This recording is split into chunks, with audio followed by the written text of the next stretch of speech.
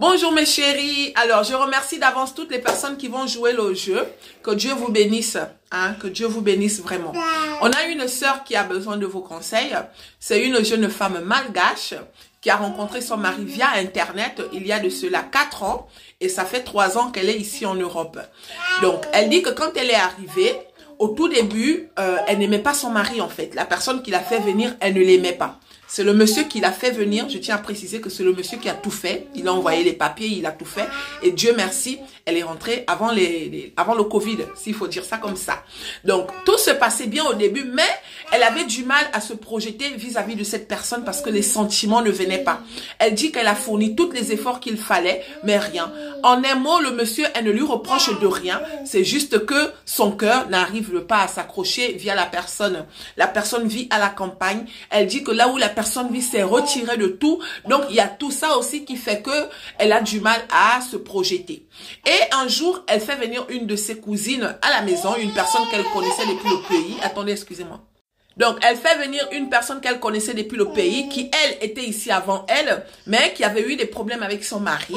Donc, elle fait venir la fille chez elle. Pour elle, c'est de la compagnie, sachant qu'elle était seule et très loin dans la campagne. Les choses ont fait comme ça et la fille, les deux ont commencé à s'inscrire sur Internet, genre histoire de trouver mieux.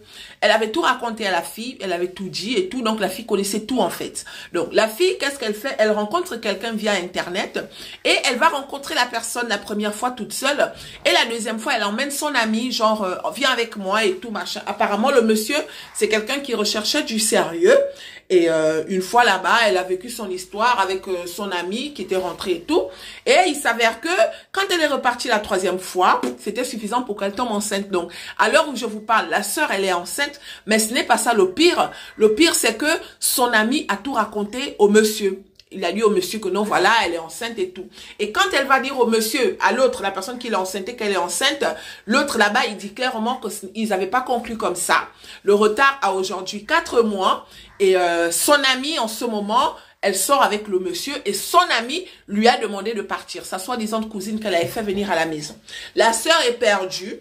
Elle ne sait pas comment faire. En ce moment, elle se trouve dans un foyer d'accueil.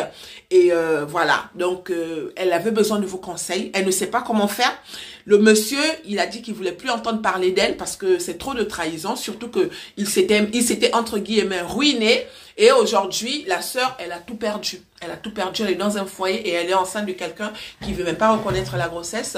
Et la fille, avec le monsieur, ils étaient même pas mariés, ni paxés, rien du tout. Donc, elle est à 0. Ma chérie, bon courage. D'accord? J'espère que ça va servir de leçon à d'autres personnes. C'est comme ça. Dans la